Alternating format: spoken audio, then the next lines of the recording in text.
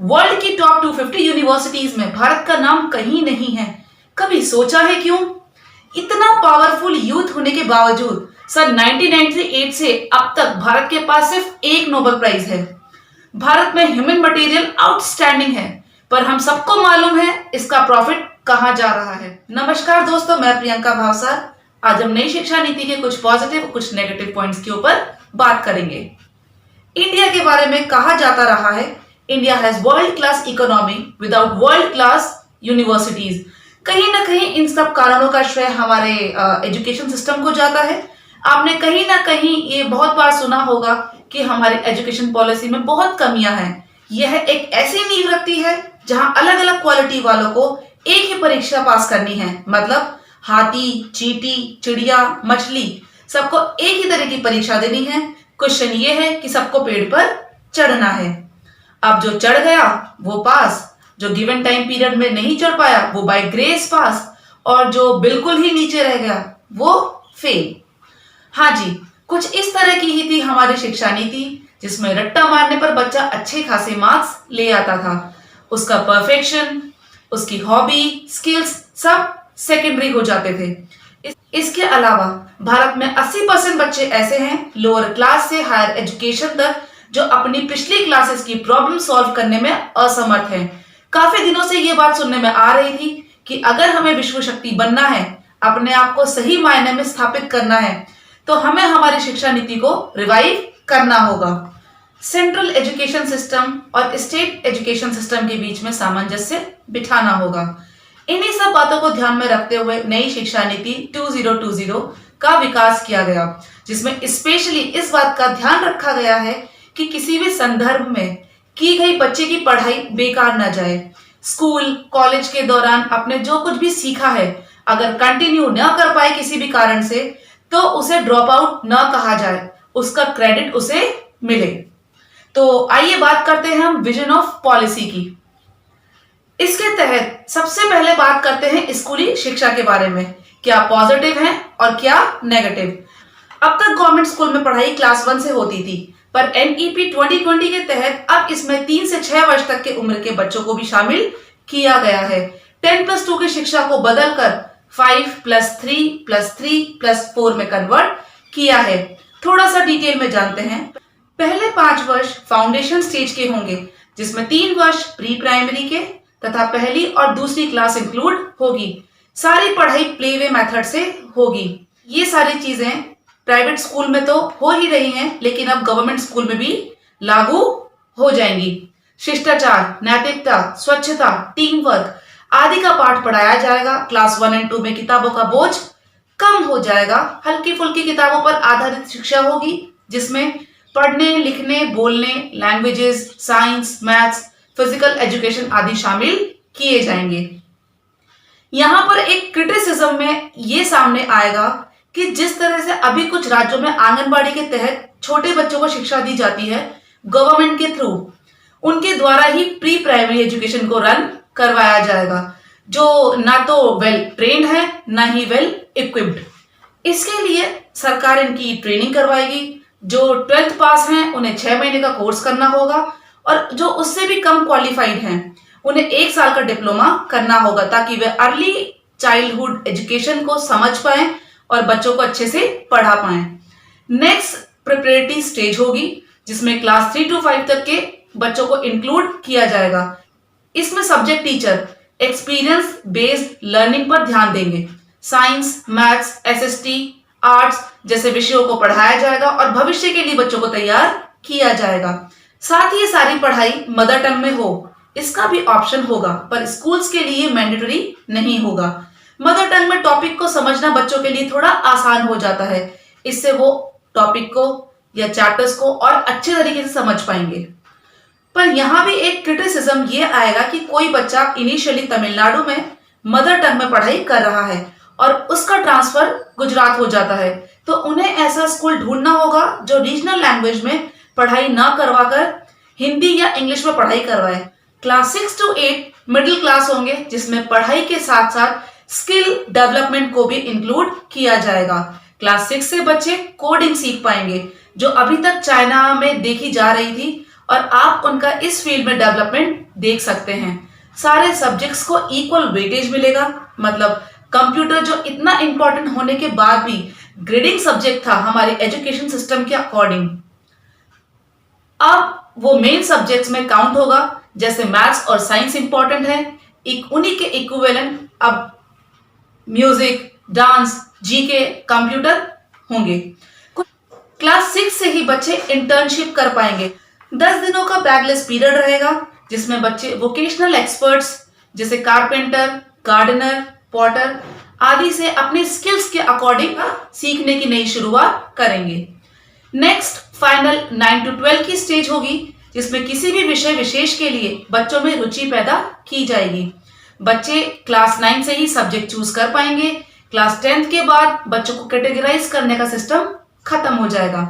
बच्चे किसी भी कॉम्बिनेशन का सब्जेक्ट्स लेकर आगे की पढ़ाई कर सकते हैं। मींस फिजिक्स के साथ वो ह्यूमैनिटीज के सब्जेक्ट ले सकते हैं, ह्यूमैनिटीज के साथ वो साइंस, कॉमर्स के सब्जेक्ट्स ले पाएंगे।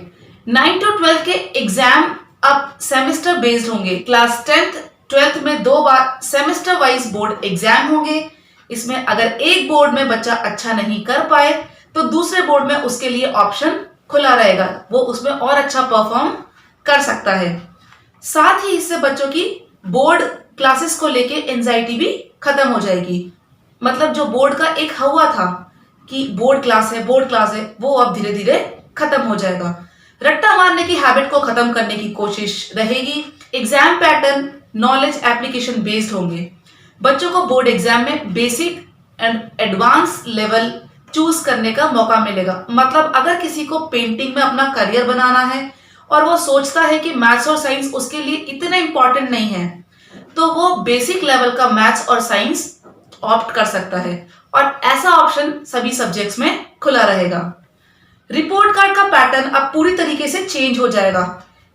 पहले जो रिपोर्ट कार्ड पूरे साल में एक बार मिला करता था, इसे 360 डिग्री की तर्ज पर तैयार किया जाएगा जिसमें टीचर्स के अलावा बच्चा खुद की परफॉर्मेंस को इवैल्यूएट करेगा।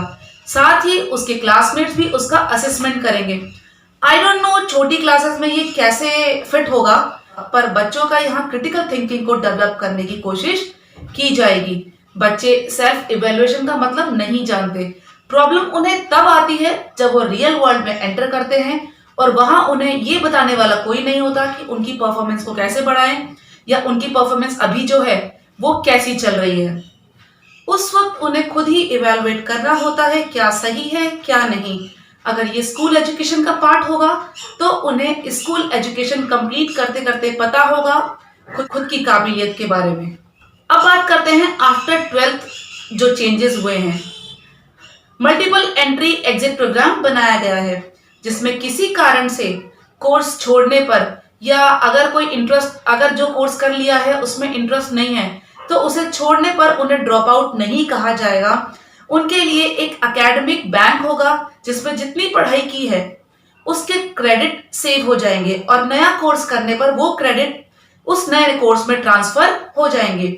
एग्जाम्पल के तौर पे अगर किसी कोर्स को पास करने के लिए उन्हें 40 क्रेडिट पॉइंट्स चाहिए तो उसने अपने पहले कोर्स से 10 क्रेडिट पॉइंट कमाए हैं और उसके बाद उसको छोड़ के नया कोर्स ऑप्ट किया है, तो वो जो 10 क्रेडिट पॉइंट थे वो आगे नए कोर्स में ट्रांसफर हो जाएंगे और वहां उसको सिर्फ 30 क्रेडिट पॉइंट्स लेने होंगे। इस तरह से 40 क्रेडिट पॉइंट लेके वो नए कोर्स को कंप्लीट कर पाएगा।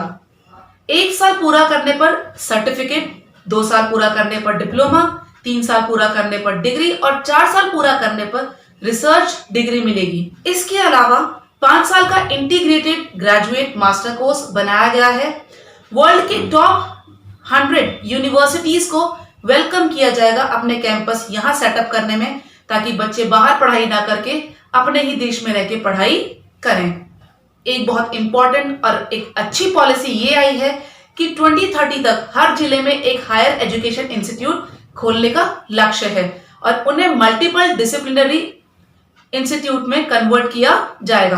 अभी जैसे आईआईटी केवल इंजीनियरिंग की पढ़ाई करवाते हैं, अब वो इसके अलावा कॉमर्स, ह्यूमैनिटीज की पढ़ाई भी करवा पाएंगे। इसके अलावा जैसे कोई कॉमर्स कॉलेज है जो सिर्फ कॉमर्स पढ़ाता है, अब वो साइंस और ह्यूमैनिटीज को भी पढ़ा सकते हैं। पढ़ाई का माध्यम इंग्लिश के अलावा लोकल और इंडियन लैंग्वेज में भी रहेगा। साथ ही एफिलिएशन कॉलेज सिस्टम खत्म होगा और इसका टारगेट अगले 15 वर्ष रखा गया है। इसका मतलब जो कॉलेज हैं जो जिससे एफिलिएटेड होते हैं अब वो खत्म हो जाएंगे, अब वो स्वतंत्र रूप से अपना खुद का कोर्स चला पाएंगे। अभी यूजीसी, एनसीटीई, एआईसीटीई ये सब अलग अलग तरीके से एजुकेशन में हेल्प करते हैं। इन सबको खत्म करके एक स्टैंडर्ड रेगुलेटरी बॉडी बनाई जाएगी। 12th के बाद अलग अलग कॉलेजेस में एडमिशन के लिए अलग अलग एंट्रेंस होते हैं या कट ऑफ जारी होती है एडमिशन के लिए, पर अब इन सबको खत्म करके पूरे देश भर में एक कॉमन एंट्रेंस एग्जाम होगा। इसके स्कोर के बेस पे बच्चा देश भर की किसी भी यूनिवर्सिटी में अप्लाई कर पाएंगे। पर जो प्रोफेशनल कोर्सेज हैं जैसे मेडिकल, इंजीनियरिंग, आईआईटी ये सब इसमें शामिल नहीं होंगे। इसे नेशनल टेस्टिंग एजेंसी जो अभी तक कंडक्ट करा रही है वही कंडक्ट कराएगी। इसका एक क्रिटिसिज्म ये है कि देश की सभी यूनिवर्सिटीज पर ये मैंडेटरी नहीं होगा और जब तक मैंडेटरी नहीं होगा तो ये सभी इसे फॉलो करने वाले नहीं हैं। अब बात करते हैं टीचर्स के लिए किए गए चेंजेस की। केंद्र और राज्य सरकार द्वारा बड़ी संख्या में क्षेत्रीय भाषा के शिक्षकों को रिक्रूट किया जाएगा। जो टीचिंग फील्ड में अपना करियर बनाना चाहते हैं उन्हें 4 साल का बीएड इंटीग्रेटेड कोर्स करना होगा। ग्रेजुएशन के बाद भी ये ऑप्शन खुले रहेंगे पर वहां पे उन्हें 2 साल का बीएड प्रोग्राम करना पड़ेगा।